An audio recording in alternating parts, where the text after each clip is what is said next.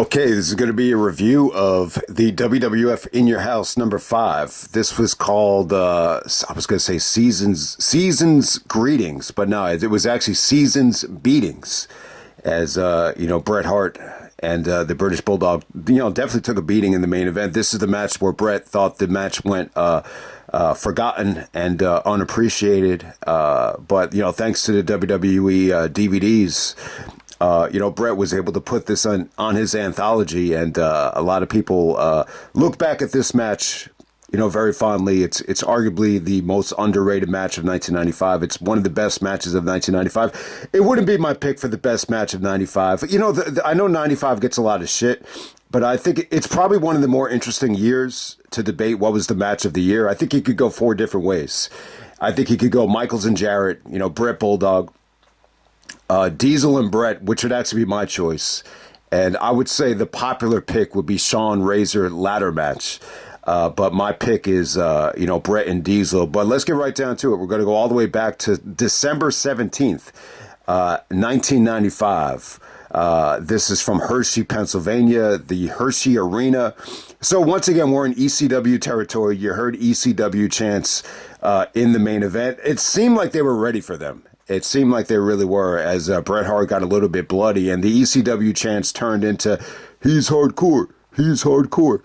And we have an attendance here of 7,289, and we have a pay-per-view buy rate of maybe an all-time low of 84,000. Look, I love Bret Hart, and I do want to touch on some of the recent things that Bret has said recently, including the Vince and Shawn were gay lovers comment, and the WrestleMania 13 match is not Austin's match, but it's his match. I do want to touch on that. But man, 84,000. I love Bret. I really do. Bret is still my choice for the greatest WWF superstar of all time, but this would be the argument against it. There are times where I do feel like he kind of fails to connect with the masses, and this would be the case of that. But at the same time, I got to blame, Vince. I think the way that the British Bulldog Diesel match was executed, why the fuck would you order the pay-per-view again with British Bulldog in the main event? They tried to make him look strong at the end of that Diesel match, but it just didn't leave you excited, to see Bulldog, wrestling for the title anytime soon, because the match was that bad, if you know what I'm saying. I should just eliminate any fucking antivirus thing. Oh my God. All right, here we go. All right, we're gonna get right onto the main event here, or right onto the show. Excuse me for that. I don't know what's going on. I'm using an old laptop with old antivirus software, and it's screwing up the rhythm. But we're gonna get right down to it, man. First match tonight, you had Razor teaming up with Marty Janetty, taking on the 1-2-3 Kid and Psycho Sid to open up the show. So yeah, you notice here, Sid is really, really over, especially with the ECW fans. The same fans that were chanting ECW and he's hardcore to Bret. We're like, Sid, Sid, Sid. So Sid is a heel here, and he's still massively over. And he didn't even really do anything here, like to get fans excited. It's just, he just looks like a badass. But once he gets into the ring, it was tough. It's tough for Sid to do anything but double axe handles and, really, really bad punches. I did not think Sid looked good here. I really don't think he did. Marty, Vince was really, putting down Janetty on commentary. He's like, well, see if Marty can, make a comeback here. And, no, he can't make it. Yeah, he just seemed kind of like, not that enthusiastic with the effort that Marty was putting in here, but I think it's a good mix. I think it's an interesting mix. I actually enjoyed the match. I was a little bit baffled by the finish. Razor actually does a Bulldog to Psycho Sid to pin him, and it's just like, man, Sid stayed down from that. So it's a far cry, from what Sid would become in 96. It just really makes you appreciate the effort that they put in to the presentation. Sid even got into much better shape, going into Survivor Series 96. But Razor, gets his revenge on Sean Waltman in a little bit of a tag match. I didn't mind this. I thought it was okay. And next up, you had Jeff Jarrett come out, and Jarrett has a lot of history with the In Your House pay-per-views because of the the My Baby Tonight song and everything like that. So he got on the mic, and this is building up the feud with Ahmed Johnson. He basically, it was a boring promo. I gotta say, I think Jarrett in TNA on the microphone, like a lot more engaging than he was back then. Like, a lot of people would use the argument that Jarrett never really had it. But I got to say, it was kind of a boring promo from Jarrett. I just couldn't get into it. It seemed like a waste of time. Why would you have a promo where you're just going to announce that you're going to enter the Royal Rumble? It's just, everybody enters the Royal Rumble. It's not that big of a deal. I understand it when Triple H came back. It was such a huge deal. You had to give him something to do. So, you almost forget when Triple H came back, all he really did was announce that he's in the Royal Rumble. And then Angle comes out to kind of ruin the party. And it was a great segment. But in this situation here, I just couldn't get into it. So Ahmed Johnson actually defeats Buddy Landel. Dean Douglas comes out after Jarrett and basically is mocking Flair. This whole Buddy Landel thing was just about, putting Flair down. It was definitely dressed up like Flair. And, so this is really it for Dean Douglas, I think. I think he was back in ECW after this. He doesn't wrestle on this show, but, that's really all he really did, was really put down Shawn and put down Flair. He's close to ECW territory, so it's almost like a foreshadowing of things to come that this show is in Pennsylvania. But Ahmed Johnson goes over Buddy Landel in 45 seconds. Good performance. I think Ahmed Johnson, definitely looked good here. He definitely had a lot of juice. Triple H takes on Henry O. Godwinn. This is the Arkansas hog pen match with Hillbilly Jim as a special guest referee. Yeah, you know what? So when you watch Triple H's documentary, it's funny, the match that they show the most of when they're talking about the Click aftermath, when he did the thing at Madison Square Garden and the punishment, they show clips of this match. But if you look at the timeline, this match happens like 6 months before the incident at the Garden. It just makes for nice B-roll to see, Triple H taking bumps in the pig pen or in the midst of, pig shit or whatever you want to call it. I thought the match was kind of fun. Triple H is doing elbow drops off the top of the fence. You basically have to get the guy into the pig pen. He actually backdrops Henry O. Godwinn into the pig pen. It was all right. It was fun to watch. I think it just made for a nice combination because Triple H is like this, what do you call it? A blue blood.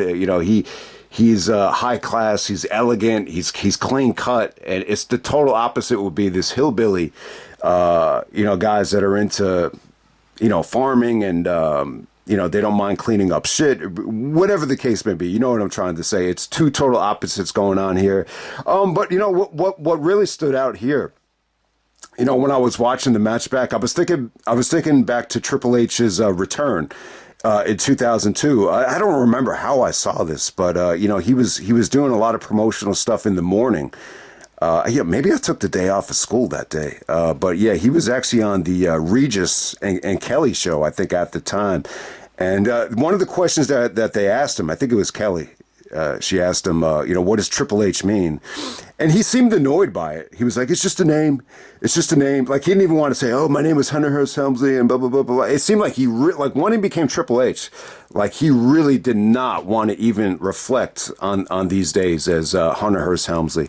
The Triple H name is cool. Like, you almost forget how cool the name Triple H is. And even decades later, maybe what was it, 2016, 2015, one of the best, actually, I went to a boxing, it was actually a boxing shoot, that we did, almost 10 years ago. And, man, I felt so uncomfortable there. I just did not dress up for the occasion. I wish I dressed up like ready to box or something, but, with some of the guys in the gym, I just tried to start a conversation. I was just like, so who would you say is the best boxer in the world right now? And like everybody in the gym was telling me Triple G, Triple G, Triple G. So that just shows you how cool the name Triple H is, that, a lot of people wanted to kind of, run with it in different sports, obviously years later. But, so there we go with that. I thought it was okay. Triple H gets the win. It's definitely like one of Triple H's more memorable matches as Hunter Hearst Helmsley. And then next up we got Owen Hart, taking on Diesel. Owen Hart's coming out there with Jim Cornette. So this is a really, really weird match. So clearly they pulled the trigger on the Diesel heel turn. But at the same time, that same night where Diesel turns heel and he's like, I'm back. I'm back to being an asshole. I'm back to being a heel. So that same night, Owen Hart has the match with Shawn. Shawn gets the concussion. Owen is actually bragging about the fact that he gave Shawn a concussion and Shawn is out. So, even though Diesel's a heel, he's coming to the aid of his best friend, Shawn Michaels. So that's why he's taking on Owen Hart here to get some revenge. It ends up being a DQ. Owen looked good against Diesel here. Like when this match happened, I was like, man, I forgot about this. Like, this is a treat. But it was very, very difficult to book, though. Obviously, this was going to end in a DQ. You don't want to have Owen, take away Diesel's heat. So it was, you had to expect, now to satisfying finish. But while this lasted, like, I really, really enjoyed it. And it's a really interesting dynamic. It's really, really interesting because, it's Diesel coming to Shawn Michaels' aid. But at the same time, when you look at Diesel's heel turn, he turns heel by just annihilating Bret, like just leaving him for dead after Bret upset him. So you would think that the younger brother or the brother is going to try to get revenge. But no, it's the bully getting revenge on the other brother for taking out his best friend. So it's a really, really interesting dynamic. It really, you know what this reminded me of? Like, my brother, anyone that listened to my videos, obviously some of you guys might remember my brother. My brother's a little bit younger than me, but when we were young, he would always have these kids try to bully him, and I would try to defend him, and then I would try to get physical with the kids that were picking on him, and then they'd be like, "Yeah, I'm gonna get my brothers after you," that type of thing. So it's just really interesting, this dynamic here where you have, you get the attacker of the brother actually going for revenge on the other brother. It's just a really, really weird dynamic. But man, Owen Hart versus Diesel, like, man, that could have been a great matchup, man. Especially like if they kept Diesel babyface and Owen went after him as a heel, like that's one of the pay-per-view matches that should have happened. That would have been a better matchup than Diesel and British Bulldog. British Bulldog and Diesel was just not a good mix. Next up we have the Undertaker taking on Mabel, King Mabel. Casket match. So this is where they pulled the plug. You actually have Sir Mo out there. So at the time, it was a big feud. I mean, they probably had the worst match at King of the Ring. I know most people think about King of the Ring and you think about Savio Vega and Mabel and the ECW chants, but I thought when you look back on it, the worst match on that show in terms of like botches was actually Taker and Mabel. So a couple things happened since then. I think Mabel actually sat on the Undertaker's face. That's why Taker had to wear the mask. And then I think they hijacked remnants of the urn and incorporated it into the chain, the hip hop chain that, Mabel and Mo used to come down to the ring with. So it wasn't an awful match. It wasn't an awful feud. This was just, putting the nail in the coffin to Mabel's, push, as King Mabel. It really wasn't bad. I do feel like, and this is one of the things about Undertaker and Big Show that I think people don't realize. When you say that they have great chemistry, they don't have great chemistry. Naturally, it's not a good mix. But Taker, he brings his A game against Big Show out of fear that the matches are going to suck. And that's exactly what happened with this match. Like, he remembers how bad the match was at King of the Ring 95. So this was just short, sweet. Taker looks athletic. They do the big spot in the casket where Mabel and Mo, forget to shut the casket. Then Taker pops out of it. It's really not that hard. It really wasn't that hard of a match to book. You just want to, show Taker to be a striker, get Mabel into the casket, isolate Sir Mo. The stuff with Mo was actually laughable, that he was trying to actually fight back against Taker. But yeah, Taker wins. We could just forget about this King Mabel push, and we could just move on with our lives, the way Shawn Michaels would say. And on to the main event for the WWF Championship. We got Bret Hart taking on the British Bulldog. You actually have Diana Smith, Davey's wife, totally on his side here. So it's a different story than SummerSlam 92, where Diana was split between her brother and her husband, and then we have the great Jim Cornette, earning his money here and, being great on the mic. I don't think British Bulldog is good on the mic. I really don't. I think he's got a really, really good accent. He's got a British accent, but for some reason it just didn't really translate well with the masses in the United States. And yeah, I mean, look, it just makes you appreciate how over Davey was in the UK, where you could do 80,000 fans and you could have the main event and the fans are going crazy at SummerSlam 92. The crowd was somewhat lacking here. It was definitely lacking. The atmosphere was just not there. It's still a great match, though. It's very, very underrated. Like I said, though, in terms of crowd reaction and fan investment, it just wasn't there. So it doesn't really surprise me that the buy rate was what it was, possibly the lowest in WWF history. But yeah, the match was great. Meltzer gives it 4.5 stars.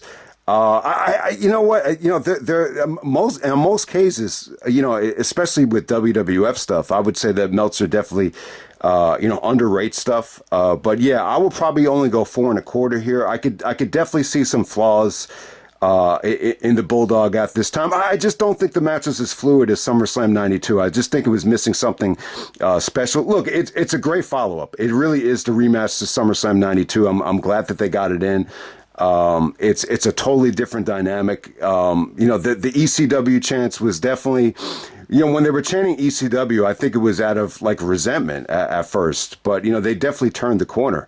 There was no way that this match was going to suck, and they definitely anticipated it. Bret actually gets whipped into the steel post, and he just starts, gushing blood. It's funny, I did listen to the podcast with Bruce and Conrad, and Conrad did mention that it was reported that this was one of the rare instances where, the blood was actually fake. You know what? So if you do look hard enough, there's like a white little capsule on the mat, like when you see all the blood. So it is possible. Look, it's not a big deal to me. I definitely think the blood added to the match. You have fans chanting, he's hardcore, he's hardcore. But look, it's still a great match. I feel bad for Bret that the match went unappreciated and forgotten, because it's really, really good stuff. I think just in terms of Davey's work here, I don't think he looked as fluid as he did at SummerSlam 92. And I know at SummerSlam 92, he was, he wasn't in the greatest mind state, mentally. I know he kept on saying to Bret, I'm fucked.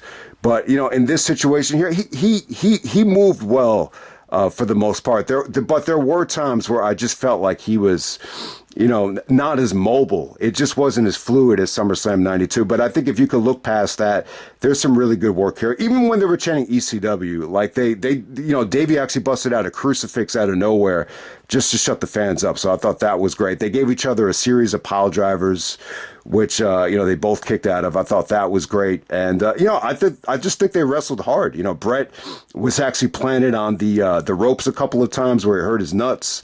And, there is a really, really cool spot where it looks like Bret was going to do a Hurricane Rana off the ring apron, and Davey actually catches him into a running power slam with Bret has the face full of blood. That was really awesome. The superplex off the top rope. It just, it's a simple move. Like, to do a superplex, you almost see it in every single match. But, when you have the match going long and you got guys bleeding and, the fans are trying to get into it, when you see the superplex from that height, it just looks really, really fucking cool. It's a really awesome superplex here. It just felt like they were busting their ass. I'm not saying the crowd was dead. Cornette actually unintentionally got the fans into the match. There are times, if you notice, where Cornette starts like, and he poked Bret with the tennis racket, and he's like, and he says to the cameraman, he's like, get out of my face. I didn't do anything. I thought that was fun, but I don't know. This isn't really, using Jim Cornette to the maximum degree, but, he did his job here. There is a part in the match where Cornette is just like pounding. He's like, boo, like to try to get Davey into the match, and then unintentionally, the way he's pounding on the mat, it started a "Let's go Bret" chant. So yeah, some of the fans were into Bret, and when Bret was bleeding, like a lot of the males in the crowd were chanting Bret, Bret, Bret. So it's it's a really, really good match, man. It really is good. I just thought, they earned the right to have a rematch somewhere down the line. It's not the best atmosphere. The Hershey atmospheres are never great. And it's ironic, because, Savage and Flair had a dead match in Hershey that Vince wasn't happy with. And, that's where Vince made the decision to put the belt on Bret. So it's almost like a full circle moment for Bret. It's definitely one of the best matches of 95. I will put it in the top 2, maybe top 3 of the best WWF matches of 95. The finish is really, really interesting here. So Bret actually did like a lucha Mexican style finish. It looked like Davey tried to counter it with like an Oklahoma roll, but Bret was able to pin him. It's not a great finish. I didn't think it came off great. The funny thing is here, Jericho, who's actually, I don't know how this happened, but if anyone read Jericho's book, apparently he ran into Bret. He must have known Bret from the Hart Brothers Wrestling Academy. Bret wasn't there for a lot of that stuff. When he trained with the Hart Brothers in Calgary, with Lance Storm. But, he ran into Bret, and Bret had known that he was just recently working in Mexico. So he asked Jericho, do you have any ideas for a finish? And Jericho actually gave him the idea. So Jericho said, he felt really happy and proud that the world champion is actually asking me advice on the finish for a pay-per-view. And it's a foreshadowing of things to come. 6 years later in the December pay-per-view, Jericho will be crowned undisputed champion. So it's a pretty cool story. I don't think Bret touched on that in his book. I think it's in Jericho's first book, the Lionheart book, which was pre-WWF, if anyone gets the chance to read that. Yeah, you know what, man? I like to really buy all these, WWF books again. You could probably get them really cheap, but they would just be cool to have in the collection. I mean, you could just learn so much stuff by reading them. I think that's the key. I think if you could, read and remember a lot of these great stories, I think it's really, really cool, just to have them in the collection. Those are two of the greatest wrestling books of all time, Jericho's book and Bret's book. I think my least favorite part in the match, Vince, I think Vince was pretty good on commentary here. He did a good job, but I think the show, the main event, it just really makes you appreciate how far WWF has come. Triple H, 30 years ago, it's just when you see what he went through in this match, this hogpen match, and you see where he is now, it's just like, wow, 30 years ago. But when you look at the Bret match, when you look at the production values with Vince kind of being annoyed that they were staying on this 2-shot with Diana's reaction, they stayed on it way too long. The match was so good that, Vince wanted them to just have a full shot of the match. And, I just think, the reactions to Diana, they kind of dwelled on it too long. So that was part of the issue there. And I definitely think, there just seemed to be a lot lacking in the WWF production values in terms of the presentation. I mean, it shouldn't be that hard to just go, get a quick reaction of Diana instead of staying on a 2-shot. You'd never want to stay on a 2-shot in a main event. I think WCW did this with Bret and Benoit as well, where they had the 2-shot of the Outsiders and Goldberg like fighting, and that took away from the match as well. But I understand it. SummerSlam 92, even back in 92, they did a much better job of getting quick reaction shots to Diana instead of just staying on it. It just came off awkward. You could tell Vince was upset about it, but yeah, man, it's definitely a great match, a match that Bret feels is underrated. And I don't really have much to say about Bret's recent comments. Look, man, he's going to become a bitter old man. It's just the way it is. My Uncle Sal was kind of like the same way. A lot of times when guys get older, they just, I don't know, they seem like they get very bitter. And Bret was bitter to begin with, but it's probably going to get worse. The stuff about Shawn and Vince was kind of funny, but the way he said it though, it's almost like he said it like this was actually going on instead of it being a joke with them being gay lovers or whatever. And the stuff about Austin was really like funny to me. And now I think after the last year's Hall of Fame situation with the match going into the Hall of Fame, I don't know he probably felt like a little bit overshadowed by Austin's popularity. So now he's coming out and just saying like, when you look at Steve, Steve just kind of followed me. But when you look at that match, everything was my ideas. That was my match, and Steve was just along for the ride. So it's just like, well, why didn't you say that at the Hall of Fame if that's how you really felt about it? But it's not that big of a deal to me. I find it funny. I find it funny that Bret, takes this shit so seriously. I really do. Trying to think, what else did he say in some of these, and the stuff about Triple H. Obviously Triple H, during his hog pen match here, Bret is the champion, so he calls Triple H Pinocchio. And, very critical of all the world titles that he's won. And, he gave the reaction at the Hall of Fame where he kind of rolled his eyes when he had to shake Triple H's hand. So, well, when you look back on it now, it seemed kind of laughable at the time that Triple H would have so much input in the screw job, because that's before he ever won the championship. But when you look back on it, like, he's the one that really pushed for it. Like, he really, really did. I think Triple H had this mentality at the time that, like, anybody from WCW was like,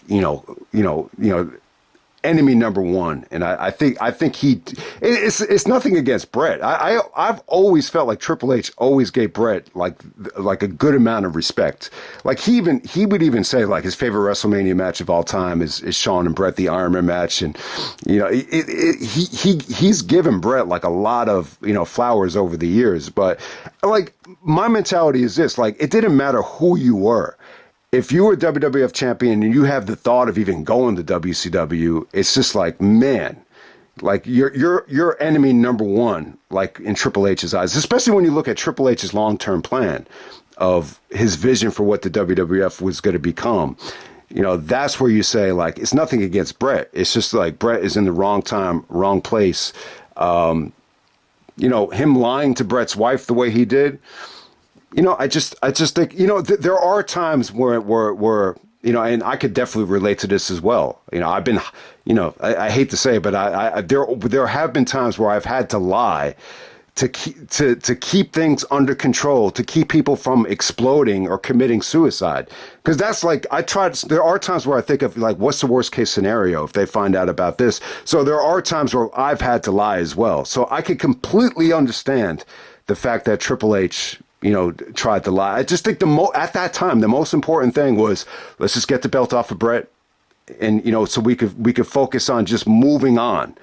Because at that time, if Bret goes to WCW and you think of the worst case scenario, the worst thing that could happen is, maybe we're out of business. I don't feel confident I could even get a job back with WCW.